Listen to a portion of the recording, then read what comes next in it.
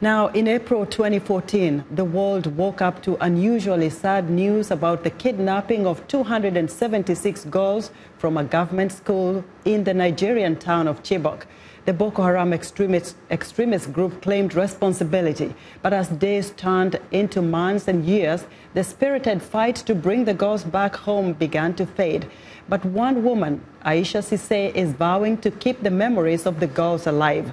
Isha has authored a new book, Beneath the Tamarind Tree, to highlight the plight of the Chibok girls. She joins me live from New York. Isha, welcome to VOA and Africa 54. Thank you so much, Esther. Isha, what drove you to author this book?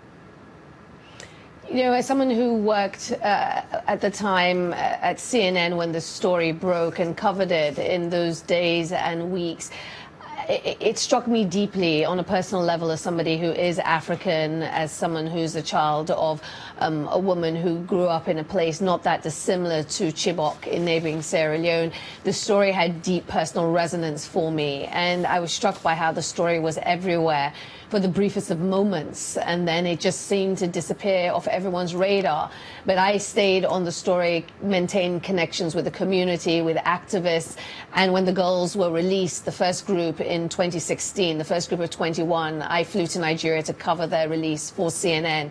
And Esther, it was just a story that I just couldn't drop, I couldn't let go of. I felt that no one had really gone beyond the headlines, and these girls had remained nameless and faceless for too long. And I wanted to correct that with this book. Now, Isha, you spoke to some of these girls after they were released. What did they tell you about their captivity? What touched you most?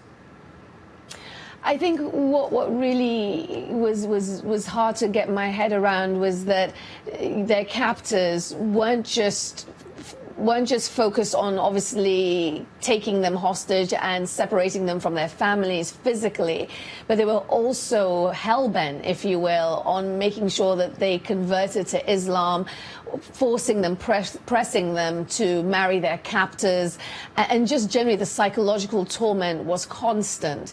The beatings, the starvations, the fear of being killed by Nigerian military bombardments, because the Nigerian military, you know, has conducted a lot of this military campaign against Boko Haram by air. The constant fear, Esther, that they lived in, that really struck me, that these girls were just terrified for their lives for months on end. And then the other part that I want to stress to your viewers is the desperation felt by the families who lost their children, families who felt utterly and totally alone and abandoned by their government and much of the world. And you mentioned the government, and a lot of critics say they haven't done a lot. But what do parents of these girls want the world to know?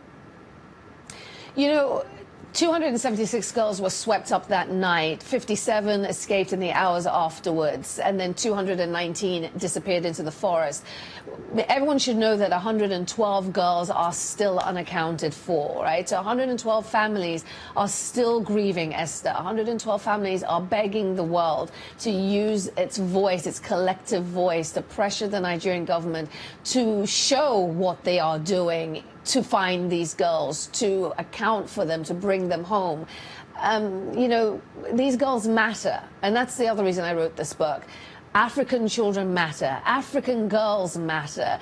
The notion that because this happened in Africa and that these victims are poor and mostly come from uneducated families doesn't make their worth any less than children in the West or any other part of the world. And I want to, you know, I stand with the families to say, yes, your children matter, and yes, everything possible should be done to bring them home. I understand you have decided this is going to be your fight, as well as you have founded something about We Lead to do about, with how women can lead in a fight just like this. Can you tell us a little more about what you intend to do to keep this story alive and make sure that these girls come back home to their parents? Yeah, We Can Lead, Women Everywhere Can Lead is my non-profit organization that's actually operating out of Sierra Leone, which is where I'm from, where my parents are from. And with that effort, you know, I have close to 600 girls that we are nurturing to become the next generation of female leaders in Africa. And the goal is to take this organization right across Africa to help nurture and fulfill the potential that girls have. In the case of the Chibok girls, the majority of whom are in a school in northeastern Nigeria, I'm just doing everything I can to support them, giving a portion of the proceeds of this book to them, to help them recover from the trauma, to help them recover from the visible and invisible wounds that they have after being held captive for so long, and just generally using my platform and using every stage that I stand on to keep the story alive. We know pressure campaigns work. We have seen it in the past. So people shouldn't say that if, you know, their voice will have no impact here. All of our voices can have impact, Esther. If you had something to say right now to the president of Nigeria, Muhammadu Buhari, about these girls, what would that be?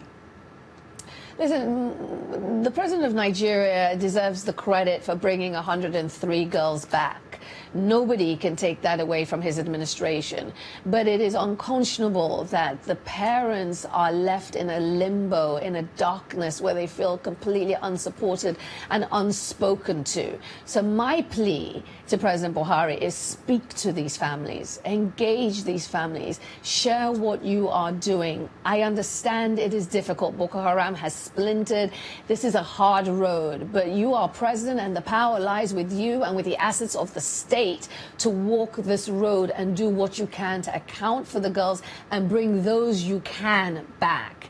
And that is my plea, to make this a priority, to show the world that African leaders care about African children and that they care about girls. Isha, well said. Thank you so much. Isha Sesay, right? Isha Sesay is a journalist and author of the new book, Beneath the Tamarind Tree.